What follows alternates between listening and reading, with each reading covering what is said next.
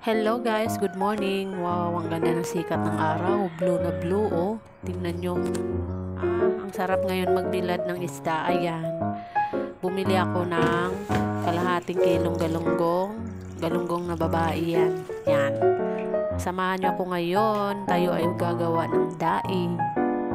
Ayan siya guys. Ganyan po gumawa ng daing. Yan. Hahatiin mo po siya sa gitna. Ayan. Tingnan nyo lang. Yan. O, diba? Siguro naka mga 10 peraso yung nagawa ko dyan. Kasi gusto namin kumain ng masarap na daing. Alam nyo ba kung bakit masarap?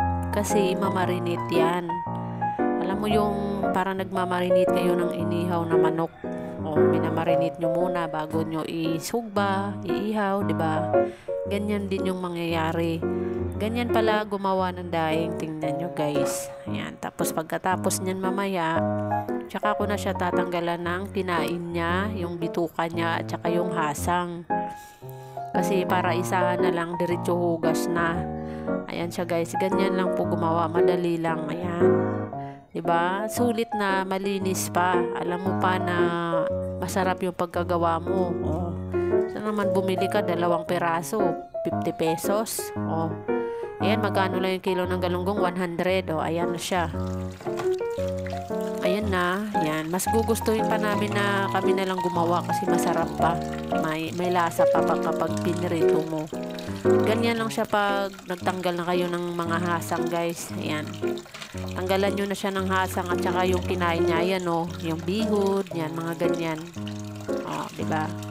Kita nyo, tapos hugasan nyo lang, o diba? Alam nyo pa na malinis yung pagkagawa kasi kayo mismo yung gumawa ng daing.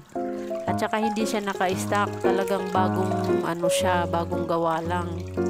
Tsaka hindi siya maasim, hindi rin sakto lang. O, kasi minarinate mo siya. Ganun siya guys, tapos hugasan nyo. Hugasan nyo pa ulit yan para malinis. Ayan, taktakan nyo ng para wala siya mamayang medyo excess na tubig kapag naglagay na tayo ng mga sangkap natin sa pagmamarinate. Ayan. Ayan na siya, di ba? Ang dami ko nang nagawa. Tapos lagyan nyo na, pagkatapos nyong mahugasan, lagyan nyo na ng bawang, asin, paminta, suka, tuyo, at saka pag gusto nyo masarap, lagyan nyo ng asukal, marami. Sakto lang asukal, alam mo, 2 kutsara, 3. Ayan. Tapos pagka dyan na guys, ibabad nyo siya ganyan, o, diba? Nababad na siya. O, parang na-absorb na ng mga laman-laman niya yung nyo, yung sauce nyo. O, kasi diba namula na siya. Nandun na yung mga ingredients sa ng isda. Ayan, ibilad na natin. Yung bilada na yan, ginawa-gawa ko lang yan dyan sa taas. Yan, diba? Kasi maaraw dyan sa taas eh. Sayang